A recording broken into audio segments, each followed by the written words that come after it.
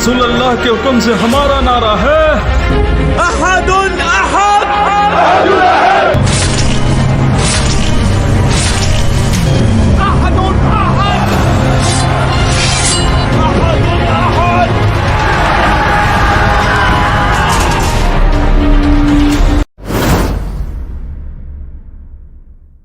Sa'id bin Amir adalah seorang yang sanggup membeli akhirat dengan dunia. Ia adalah orang yang mendahulukan Allah dan Rasul-Nya daripada siapapun. Demikian kata ahli sejarah. Seorang pemuda bernama Sa'id bin Amir al-Jum'ahi adalah salah satu dari ribuan orang mu'alaf yang datang dari daerah Tan'im, daerah luar Mekah, demi memenuhi undangan para pemuka Quraisy untuk menyaksikan pembunuhan Khubayb bin Adi, salah seorang sahabat Muhammad, setelah mereka berhasil menangkap Khubayb dengan cara menipunya. Jiwa muda dan kekuatan yang dimilikinya membuat Sa'id mampu menerobos kumpulan manusia saat itu, sehingga ia dapat berdiri sejajar dengan para pemuka Quraisy seperti Abu Sufyan bin Harb, Safwan bin Umayyah, dan lainnya yang menyaksikan pemandangan saat itu. Kesempatan itu membuat Sa'id dapat melihat para tawanan suku Quraisy yang sedang terikat. Tangan para wanita, anak-anak dan pemuda mendorong tubuh Sa'id masuk ke arena pembunuhan. Di tempat para suku Quraisy melakukan balas dendam kepada Muhammad lewat diri Khubayb, dan sebagai balas dari para anggota suku Quraisy yang mati dalam perang Badar. Saat kerumunan yang sesak itu sampai di tempat pembunuhan dengan membawa tawanan, berdirilah pemuda yang bernama Sa'id bin Amir al-Jum'ahi dengan tegaknya di hadapan Khubayb. Ia menyaksikan Khubayb berjalan ke arah kayu yang telah dipancangkan. Sa'id mendengar suara Khubayb yang tenang di antara jeritan dan teriakan para wanita dan anak-anak. Khubayb berkata, "Dapatkah kalian mengizinkan aku untuk melakukan sholat 2 rakaat terlebih dahulu?" Sa'id lalu memperhatikan Khubayb saat itu menghadap kiblat dan melakukan sholat 2 rakaat. Betapa bagus dan sempurna 2 rakaat salat yang dikerjakannya. Sa'id juga memperhatikan saat Khubayb menghadap para pemuka Quraisy seraya berkata, "Demi Allah, kalau kalian tidak menduga bahwa aku akan memperpanjang sholat karena merasa takut mati, pasti aku akan memperbanyak bilangan sholat tadi." Sa'id menyaksikan kaumnya dengan kedua mata kepalanya saat mereka memotong bagian tubuh Khubayb yang masih hidup. Mereka memotong setiap bagian tubuh Khubayb sambil berkata kepadanya, "Apakah kau ingin Muhammad menggantikan posisi ini dan engkau akan selamat karenanya?" Ia menjawab, padahal darah mengalir di sekujur tubuhnya, "Demi Allah, aku lebih suka menjadi pengaman dan meninggalkan istri dan anakku daripada Muhammad ditusuk dengan duri." Maka semua manusia yang hadir saat itu mengacungkan tangan mereka ke langit seraya berteriak sengit, "Bunuh dia! Bunuh dia!" Lalu Sa'id bin Amir menyaksikan dengan mata kepalanya sendiri bahwa Khubayb mengangkat pandangannya ke langit dari atas tiang kayu seraya berdoa, "Allahumma ashihim azadan wa qatulhum badadan wa la taqdir minhum ahadan." Ya Allah, hitunglah satu demi satu mereka semua, bunuhlah mereka secara kejam, janganlah kau sisakan satu orang pun dari mereka. Khubayb pun meniupkan napasnya yang terakhir.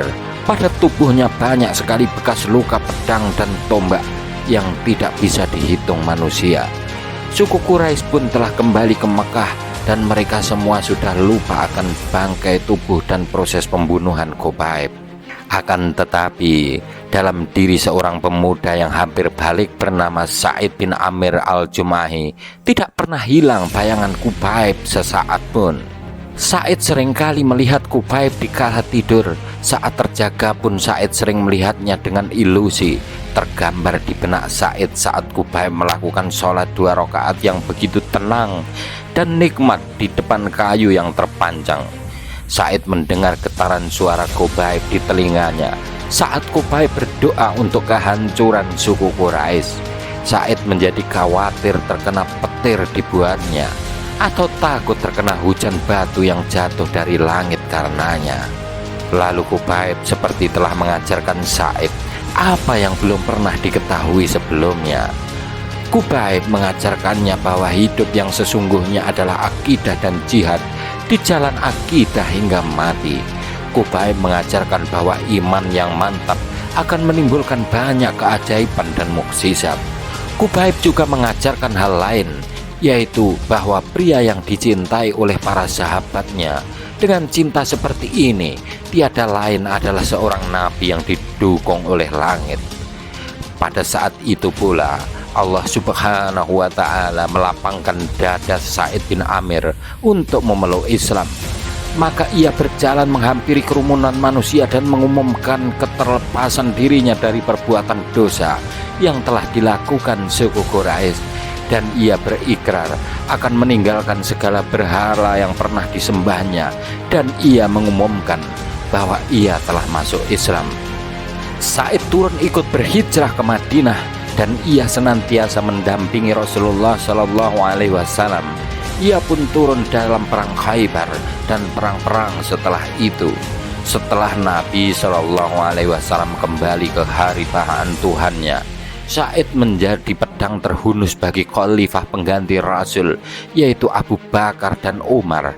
Ia menjadi satu-satunya contoh bagi orang yang beriman yang berniat membeli kehidupan akhirat dengan dunianya. Ia rela mendahulukan Allah dan pahala yang akan diberikan daripada semua keinginan nafsu syahwat badan. Kedua khalifah Rasulullah Shallallahu Alaihi Wasallam mengetahui dengan baik kebenaran dan ketakwaan yang dimiliki oleh Sa'id. Mereka berdua sering mendengarkan dengan serius setiap nasihat dan ucapan Sa'id. Sa'id mendatangi Umar saat Umar baru menjadi khalifah. Sa'id berkata kepadanya, "Ya Umar, aku berwasiat kepadamu agar engkau takut kepada Allah dalam urusan manusia, dan janganlah engkau takut kepada manusia dalam urusan Allah. Ucapanmu jangan pernah menyalahi perbuatanmu, sebab ucapan yang terbaik adalah yang dibenarkan oleh perbuatan." Ya Umar, perhatikanlah dengan baik orang yang telah Allah percayakan kepadamu urusannya dari kaum muslimin, baik mereka yang jauh ataupun yang dekat. Cintailah mereka sebagaimana engkau menyayangi dirimu dan keluargamu. Buatlah mereka membenci apa yang engkau dan keluargamu benci. Goncanglah kumpulan manusia untuk menuju kebaikan, dan janganlah engkau khawatir terhadap kecaman orang selagi di jalan Allah. Umar pun bertanya, "Siapa yang mampu melakukan itu, wahai Sa'id?" Sa'id menjawab, "Yang mampu melakukan itu adalah orang sepertimu yang telah diberikan Allah kepercayaan untuk mengurusi permasalahan umat Muhammad. Tidak ada lagi jarak antara orang sepertimu dengan Allah." Sejurus kemudian Umar mengajak Sa'id untuk menjadi salah seorang pembantunya seraya berkata, "Ya Sa'id, kami mengangkatmu menjadi wali gubernur daerah Hims." Sa'id menjawab, "Ya Umar, demi Allah janganlah engkau menimpakan fitnah ujian kepadaku." Umar pun menjadi berang seraya berkata, "Celaka kalian meletakkan kepemimpinan ini di leherku, kemudian kalian mau lepas tangan dariku. Demi Allah, aku tidak akan membiarkanmu." Kemudian Umar mengangkat Sa'id menjadi wali di daerah Hims seraya bertanya, "Bolehkah kami menentukan gaji buatmu?" Sa'id menjawab, "Apa yang akan aku lakukan dengan gaji tersebut, wahai Amirul Mukminin? Sebab gaji dari Baitul Mal melebihi kebutuhanku." Dan akhirnya Sa'id pun berangkat ke Hims. Sedikit sekali uang yang dibawa oleh Sa'id bin Amir, hingga tiba saat datangnya beberapa orang dari penduduk Hims yang dipercaya oleh Amirul Mukminin. Amirul Mukminin berkata kepada mereka, "Tuliskan nama-nama orang miskin kalian sehingga dapat aku cukupkan kebutuhannya." Mereka pun melaporkan data yang mereka miliki. Di dalamnya terdapat nama Fulan, dan Sa'id bin Amir. Umar bertanya kepada mereka, "Siapakah Sa'id bin Amir ini?" Mereka menjawab, "Dia adalah pemimpin kami." Umar lalu bertanya, "Pemimpin kalian termasuk orang fakir?" Mereka menjawab, "Benar, demi Allah, lama waktu berjalan, namun di rumahnya tidak ada tungku api menyala." Maka meledaklah tangis Umar hingga air matanya membasahi janggut. Kemudian beliau mengumpulkan uang sebanyak 1000 dinar dan ditaruhnya di dalam sebuah ikatan seraya berkata, "Sampaikanlah salamku padanya dan katakan padanya bahwa Amirul Mukminin mengirimkan uang ini untukmu agar semua kebutuhanmu tercukupi." Datanglah utusan tadi kepada Said dengan barang bawaannya. Said melihat bungkusan itu dan ternyata di dalamnya terdapat banyak uang dinar. Ia menolaknya seraya berkata, "Inna lillahi wa inna ilaihi rajiun." Seolah ia terkena musibah, lalu datanglah istrinya tergopoh-gopoh sambil bertanya, "Ada apa Said? Apakah Amirul Mukminin telah wafat?" Said menjawab, "Bahkan lebih dahsyat dari itu." Istrinya bertanya lagi, "Apa yang lebih dahsyat dari itu?" Ia menjawab, "Dunia sudah merasuki diriku untuk merusak akhiratku, dan kini fitnah sudah menyebar di rumahku." Istrinya berkata, "Kalau begitu, campakkan saja hal itu." Padahal istrinya tidak tahu tentang uang dinar tadi. Said bertanya, "Maukah kamu menolongku untuk melakukannya?" Istrinya menjawab, "Ya." Maka Said mengambil uang dinar tadi dan ia membaginya dalam beberapa bungkusan. Kemudian ia bagikan kepada kaum muslimin yang fakir. Tidak lama berselang datanglah Umar radhiyallahu anhu ke beberapa daerah di Syam untuk memeriksa kondisi penduduknya. Saat ia tiba di Hims, dan di daerah ini disebut Al-Quwaifah sebagai panggilan kecil bagi kota Kufah, dan untuk mempersamakan daerah Hims dengan Kufah karena banyaknya penduduk yang mengeluhkan kinerja para pegawai dan wali di wilayah mereka sebagaimana yang sering terjadi di Kufah. Saat Umar tiba di sana, beberapa penduduk menghampiri Umar untuk memberikan sambutan terhadapnya. Umar lalu bertanya kepada mereka, "Bagaimana pendapat kalian tentang Amir, pemimpin di sini?" Mereka mengadukan keluhan kepada Umar dan mereka menyebutnya 4 kekurangan Amir mereka. Setiap satu masalah lebih besar dari lainnya. Umar berkisah, "Maka aku pun mengumpulkan Amir mereka, yaitu Sa'id bin Amir dengan orang-orang tadi, dan aku berdoa kepada Allah agar dugaanku tidak dibuat salah karena aku menaruh kepercayaan besar kepada Sa'id." Saat mereka dan pemimpinnya sudah tiba menghadapku, aku bertanya, "Apa yang kalian keluhkan dari Amir kalian?" Mereka menjawab, "Ia tidak keluar bekerja sehingga hari sudah amat siang." Aku bertanya, "Apa komentarmu dalam hal ini ya Said?" Ia terdiam sejenak lalu berkata, "Demi Allah, tadinya aku tidak mau mengatakan hal ini, namun karena ini harus disampaikan maka aku pun akan menceritakannya. Aku tidak punya pembantu di rumah. Setiap kali aku bangun di pagi hari, maka aku harus menumbuk gandum buat keluargaku. Kemudian aku harus mengaduknya dengan perlahan sehingga menjadi ragi. Lalu aku buatkan roti untuk keluargaku. Kemudian aku berwudu dan keluar untuk mengurusi permasalahan manusia."